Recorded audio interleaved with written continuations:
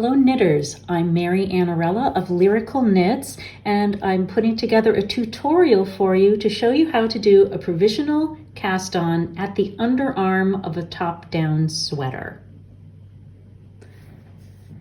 Alrighty, so I have this sweater in progress here where I have, cast on stitches for the shoulder. Let me move it up here for you a little bit. Cast on stitches here for the shoulder and then knit the front down to the underarm, and then picked up stitches and knit the back down to the underarm. And now I'm ready to join this in the round so that this will be the armhole. This is a colorwork sweater and I have some ends here and there because I've been alternating skeins. So pardon the loose ends here and there. But what I want to do is cast on the number of stitches, the prescribed number of stitches that I need right here onto my right hand needle. Now, so many times here, let me zoom in a little bit for you. Oftentimes, and it's totally okay to do this, people will do the backwards loop method and just cast on their stitches that way. And then, join in the round by knitting this next stitch over here. And that's great, but when you come back to pick up stitches from this backwards loop cast on, you do get a little bit of a nub there. I like doing a provisional cast on at the underarm because you get a really smooth pickup when you come back to pick up those underarm stitches, and then you just get this really smooth underarm that's really lovely.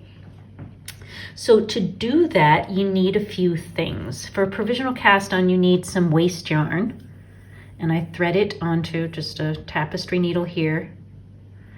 And you need an extra needle. This is an extra circular needle. It's a shorty. It's only 24 inches right there, but you do need something that's a little longer than, say, a double pointed needle. So here's what we're going to do. We're going to lie our working yarn right here. And I've got this end here. I need to tuck that away and tighten up that last stitch there, but I'll do that later. All right, so we've got our working yarn here and our needle here. We're going to take our extra circular needle and lay it right on top, right there, and then just grasp the whole thing. Let me zoom in just a little bit.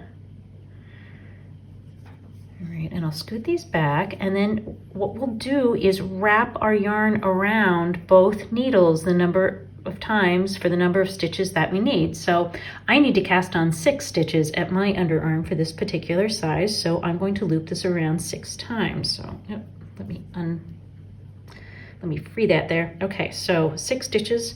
1, 2, 3, 4. Oh, I'm running out of space, so I'll tuck these down. 5, 6. 6 stitches. I feel like the count on Sesame Street. Lay that down, and while holding this down, I want you to take your working yarn and move it in between the 2 needles.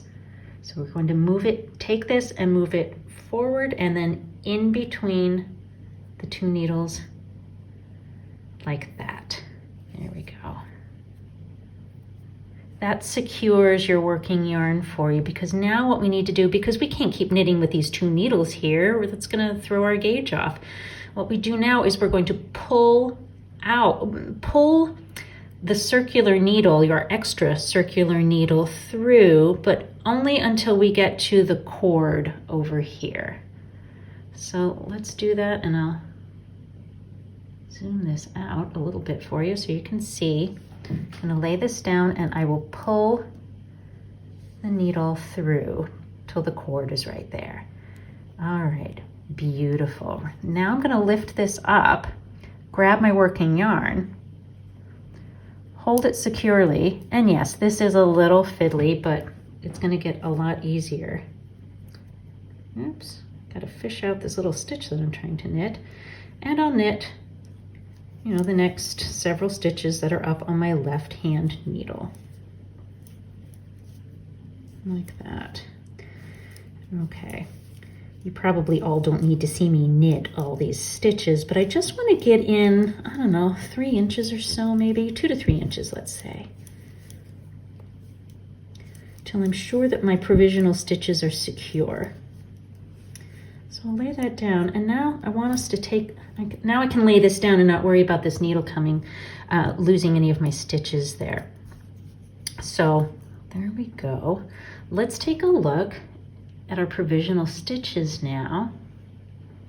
Right here, I'm gonna just pull along these. Can you see what we did there?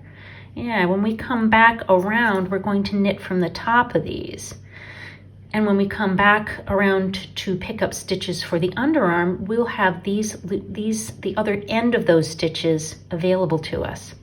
But I'll tell you what, you're probably not going to want to knit this sweater with this big extra circular needle flopping around at the underarm. I mean, who wants to do that? It's going to get in the way. So what I want to do, now that these stitches are securely there, I'm going to take some waste yarn right here that's threaded on a tapestry needle. Oh, you can't see that if I'm zoomed in. We're going to take our waste yarn, and I'm going to basically use the waste yarn to replace my extra circular needle. So all I'll do is this, and here's a tip. When you thread your needle, let me zoom out just a little bit more. Thread it so that your tail isn't, long like that. Thread it so that your little tail is, no more, a little less than halfway through, let's say, because otherwise you're going to have some trouble there that you don't need when you pull it out. Okay, so let's zoom in. And all I'll do is I'll pull on these, and I just want to thread this through. Let me zoom in even more so you can get a really good view of this. Here we go.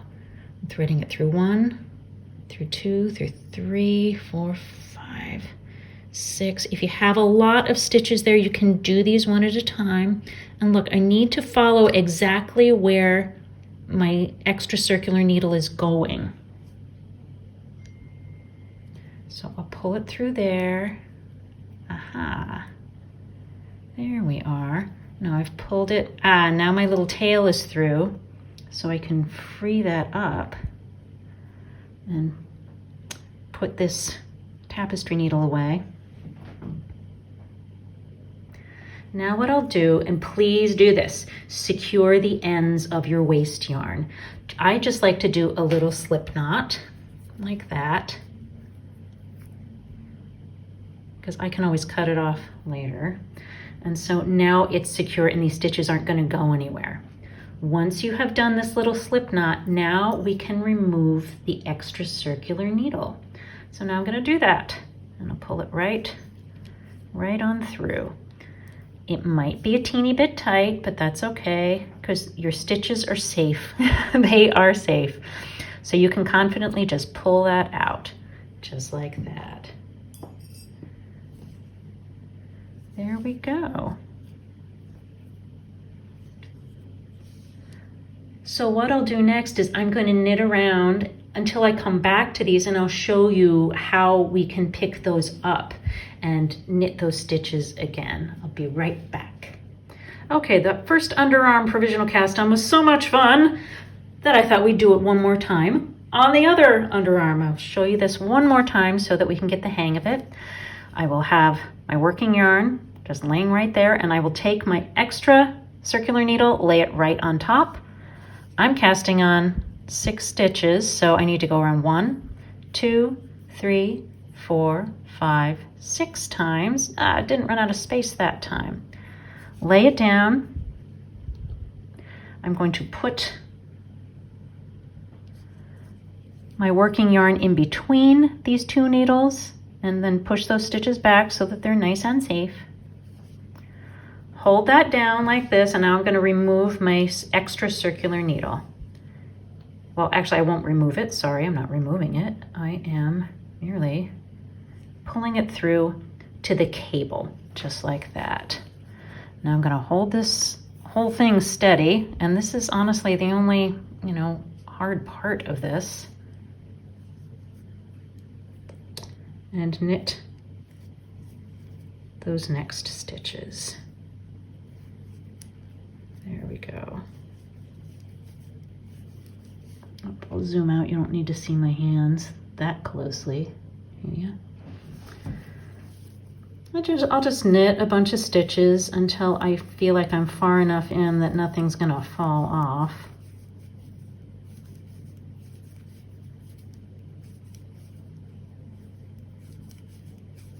All right, that's pretty good. And again, who is going to want to knit a sweater with a big extra circular needle flopping around on it? We don't need that. So we're going to take it out, but we can't take it out until we put some waste yarn in there to take the place of the extra circular needle. I want to make sure I'm saying the extra circular needle because we are knitting this whole thing on a circular needle elsewhere, but that's my working needle that's up here in green. This one with the red cable here, this is my extra. And surprise, surprise, I have some red waste yarn for this. I guess I didn't think that through. Could have had a contrasting color, but I'm going to thread it through all of those stitches. And by the way, you know, what if you have a whole bunch of stitches here and you can't seem to fit your needle through all of them all at once? Just do a few and pull it through. That's okay. And then go back and go through the other ones and pull that through. And then, ooh, I see this nice little nub here. Maybe it'd be easier for me if I moved that there, like that. But I want to put my waste yarn wherever that extra cable on the extra circular needle went. So there we go. Really nice. All right, so before I pull out this extra circular needle that we don't need anymore that we're replacing with waste yarn, I just want to talk about, well, why didn't we just cast it onto the waste yarn to begin with? Because the waste yarn is floppy. And yes, I mean, yes, you can do that there, but the waste yarn is floppy. And when we hold those two needles together and wind it around the whole thing, wind it around both of those needles, that gives us a nice tension there. And we don't have this piece of yarn flip-flopping around. You can do that, but it's definitely, it takes a lot more finagling there. And so I prefer to do it this way. And I feel like my stitches have a better, my cast-on stitches, my provisional stitches have a better tension to them. They don't get too tight. And I don't have to worry about the waste yarn flopping around and then somehow missing a stitch. So I'm just showing you the way I do it, and you might find it useful. But now that we do have these stitches secured by waste yarn, I'm going to remove this extra circular needle, and I'll just pull it right out this way. There we go. Ooh, what didn't I do there? I forgot to tie the ends of my waste yarn together. Bad knitter, bad Mary, bad. No big whoop, no worries. Just tie it there, and now they are nice and secure right there. All right, and I'll be back in just a few minutes to show you what it's like to pick those stitches back up when I come around to them again. All right, I have knit around on my stitches with my working yarn, and I am almost back to the spot. I just have a handful of stitches to knit before I get back to my provisional stitches. So let's get there.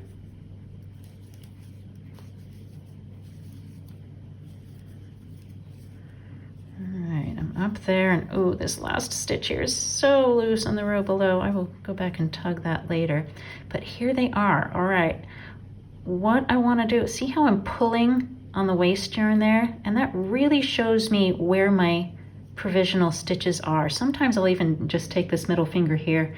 Hey, I'm not flipping anybody off here. I'm just using this middle finger to kind of pull on my waste yarn a little bit. And now I'll knit the first stitch. Just be careful that you don't like knit into the loop that's formed by your waste yarn. You just want to knit your working yarn there. So there's one really good reason to have a contrasting color for your waste yarn from your working yarn. So there it is, and there's my next one right there. And I'll knit that, go back and knit all of these. Let me just knit a couple more from the next row. Oh, I got some loose stitches there because I have some loose ends from where I was alternating skeins. Let me go back to my waist yarn here, give that a little tug. And let's take a closer look. Now you can see where I've knit these stitches right there. And if, again, I give a tug on my waist yarn, you can see the ones that will come back to when it's time to do the underarm. And I will show you what that's like, but that's going to be just in a few seconds on this video, but for me it's probably going to be another week or so. So I will see you then, and I hope you enjoyed this part of the tutorial. Alrighty, now I have completed the bodice of my sweater here. Here is the upper right shoulder, and down here is the hem. I'll show it spinning around and show you. Here's my sweater. See, I already did one of the sleeves over here, but I just wanted to show you how I get my provisionally cast on stitches at the underarm back onto the needle and how I handle them. So this is the general view of the sweater here. And up here, let me zoom in for you,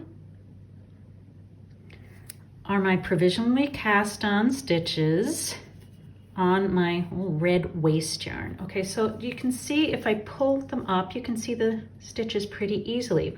What I'm gonna do is now take a double pointed needle and thread it through, basically follow the trail of my waist yarn, my red waist yarn right here, and then I'll remove the waist yarn. So here we go. I will follow the thread, follow the trail of the waist yarn, and I'll make sure that I don't snag the stitches or split the yarn. That happens sometimes, but this yarn isn't too splitty, so I can do that. Sometimes when you get to the end here, the stitches get a little tight, so you have to kind of pull them up a little bit, but you know, if you've got a sharp enough double pointed needle here, you'll get it through there. And again, this sweater has some color work to it. It's not traditional stranded color work, but it's a slip stitch color work, so you're gonna see my loose ends through here very much. Okay, so now that I've got this threaded through here, I'm going to put a needle protector on one end, and now I'm going to pull out my waist yarn. Carefully, don't pull your stitches off too, so I'm going to hold these back and pull that waist yarn right out and put another needle protector right on the end. Okay, this is because I have to go back and pick up stitches along this armhole. If this were a raglan, top-down raglan sweater, or a top-down simultaneous set-in sleeve sweater, where you knit the sleeve cap along with the bottom, and those of you who've been following me for a while probably know that I really love doing set-in sleeves that way, we'd already have all of our live stitches on some waist yarn there, so we wouldn't have to pick up stitches. But this is a drop shoulder sweater, and so I have to go back and pick up stitches all along my edge. And once I do that, I will come back and show you how I knit these up. But I wanted to put little needle protectors on the ends of my double point needle because I'm going to be flipping this around as I pick up stitches all around the armhole. So I'll be right back. Okay, I have taken my circular needles and I have actually picked up my stitches. Notice I didn't say I picked up and knit my stitches. Did not do that. All I did was take my circular needle, because I like doing my sleeves on two circulars, and I just fished out the running thread in between the last two stitches on this, along the armhole here, along the arm side. So I picked up the running thread between the selvage stitch and the stitch next to it, just by inserting my needle and fishing it out that way. But here are my provisional stitches. Most patterns are written for top-down sleeves to be worked on double pointed needles. I am actually not a fan of double pointed needles. They just drive me crazy. It's a personal preference, and I enjoy doing socks and sleeves even less if I do them on double pointed needles. A lot of people will magic loop. I am a fan of using two circulars, so you can see that these are two separate circulars down there and here. All right, so, and what we usually do is, as a pattern progresses, they're written so that you have a separation in the middle here, that this right here in the middle of your underarm is the beginning of the round. But the thing is, I don't want to knit up half of these stitches and then have to pull it out onto a new needle. So what I'm going to do here, and it's just for the very first pickup row, I'm going to join my yarn and begin my round right here. So I just think that it's easier, and then I can finagle things later on and split these perfectly between the two circular needles and have the beginning of the round right here. So whatever works for you there, but I'm going to start my round right here at the edge of my provisional stitches. So I will pull off my little stopper. Don't need that anymore. Pull out my working yarn. It's gray because the sleeves are just going to be plain gray, no color work on the sleeves. And now I'll take my needle here. And it's funny, this very first stitch that was provisionally cast on like that, it looks a little loosened. And I like to take up the slack by, instead of knitting into the front of it as we normally would, let me zoom in just a teeny bit more for you. I'm going to knit into the back of it, just to twist it and pull up some of that slack. So there we go. And now the rest of the stitches I'll just knit normally through the front loop. Right there.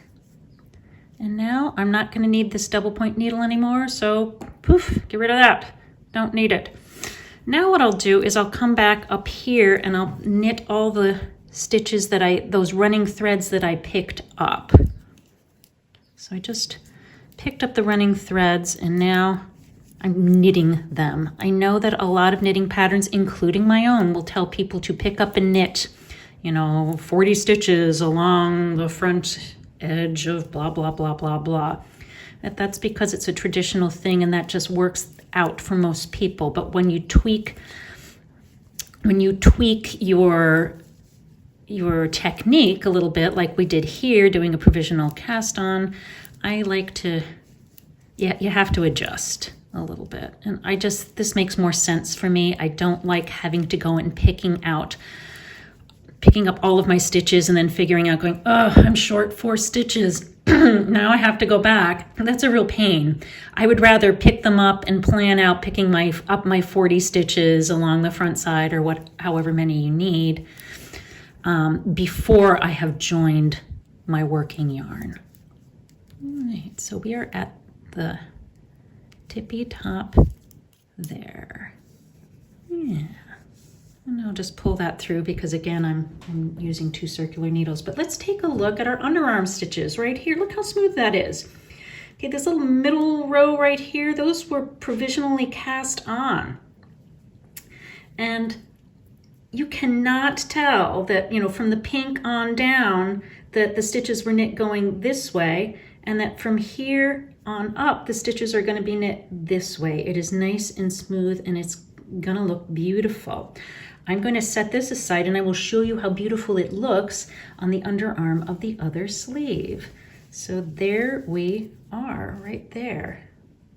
Underarm of our sleeve, look at that. That is nice and smooth. I have a somewhat loose stitch there and I'm going to go back and fix that when I fix the tails and weave in my ends, because that one just somehow got pulled a little bit loose.